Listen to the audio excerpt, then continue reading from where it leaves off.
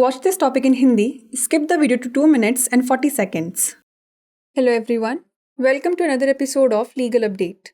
Today's topic of discussion is Section 370 of Indian Penal Code. First, let us see why is it in the news. Recently, the Bombay High Court in ABC vs. State of Maharashtra granted bail to a man belonging to the LGBTQ+ community, observing that members of the community are vulnerable within prison. Let's look at the background of the case. The applicant was arrested on charges under Section 370 read with Section 34 of the IPC for trafficking a minor child. The FIR was filed after the child's parents, who were also accused in this case, told the police that they had financial hardships and they alleged that the applicant intended to adopt the child in exchange for money. It was also noted that the applicant belongs to the LGBTQ+ community, was HIV positive as confirmed by the medical documents.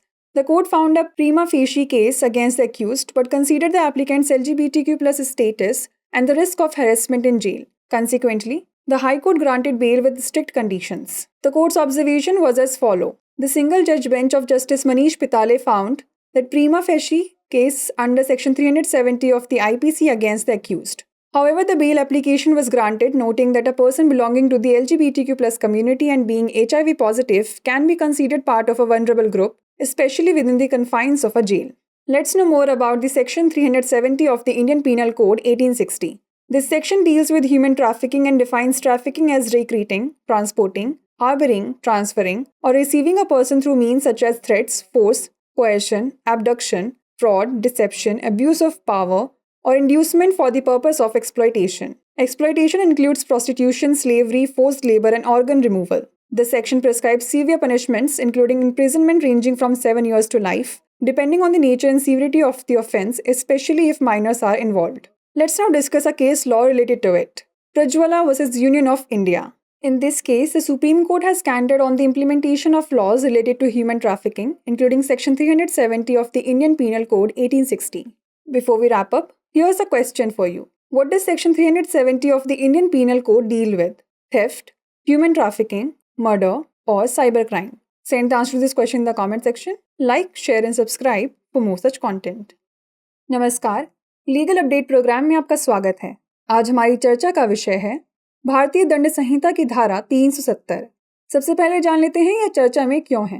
हाल ही में बॉम्बे उच्च न्यायालय ने ABC बनाम महाराष्ट्र राज्य मामले में LGBTQ+ समुदाय से संबंधित एक व्यक्ति को यह कहते हुए जमानत दे दी कि समुदाय के सदस्य जेल में असुरक्षित हैं। चलिए जान लेते हैं मामले की पृष्ठभूमि। आवेदक को एक नाबालिग बच्ची की तस्करी के आरोप में भारतीय दंड संहिता की धारा 370 एवं धारा 34 के तहत गिरफ्तार किया गया था।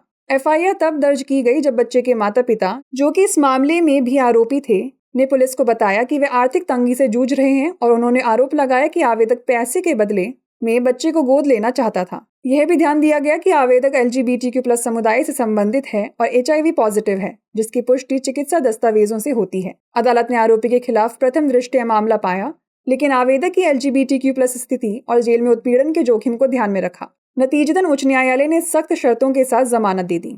न्यायालय के अवलोकन की बात करें तो न्यायमूर्ति मनीष पिताले की एकल पीठ ने पाया, प्रथम दृष्टया आरोपी के खिलाफ IPC की धारा 370 के तहत मामला बनता है। हालांकि जमानत अर्जी को यह कहते हुए मंजूर कर लिया गया कि LGBTQ+ समुदाय से संबंधित और HIV पॉजिटिव व्यक्ति को एक कमजोर समूह का हिस्सा माना जा सकता है, विशेष रूप से जेल की 4 दीवारी के भीतर। आइए अब जान लेते हैं भारतीय दंड संहिता 1860 की धारा 370 के बारे में। यह धारा मानव तस्करी से संबंधित है और तस्करी को शोषण के उद्देश्य से धमकी, बल, दबाव, अपहरण, धोखाधड़ी, छल, सत्ता का दुरुपयोग या प्रलोभन जैसे तरीकों से किसी व्यक्ति को भर्ती करना, परिवहन करना, शरण देना, स्थानांतरित करना या प्राप्त करना आदि के रूप में परिभाषित करती है। शोषण में वैश्यवृत्ति, गुलामी, जबरन श्रम और अंग निकालना शामिल हैं। इस धारा में कठोर दंड का प्रावधान है, जिसमें अपराध की प्रकृति और गंभीरता के आधार पर 7 वर्ष से लेकर आजीवन कारावास तक की सजा शामिल है, खासकर यदि अपराध में नाबालिग शामिल हो। चलिए जान लेते हैं इससे जुड़े एक निर्णय विधि के बारे में। प्रज्वला बनाम भारत संघ। इस मामले में सर्वोच्च न्यायालय ने भारतीय दंड संहिता 1860 की धारा 370 सहित मानव तस्करी से संबंधित कानूनों के क्रियान्वयन पर कड़ी आपत्ति जताई है। आइए अब नोट कर लेते हैं अभ्यास प्रश्न। भारतीय दंड संहिता की धारा 370 किससे संबंधित है? चोरी, मानव तस्करी, हत्या या साइबर अपराध? इसका उत्तर हमें कमेंट सेक्शन में जरूर भेजिएगा। ऐसी और वीडियोस देखने के लिए लाइक, शेयर और सब्सक्राइब करना ना भूलें।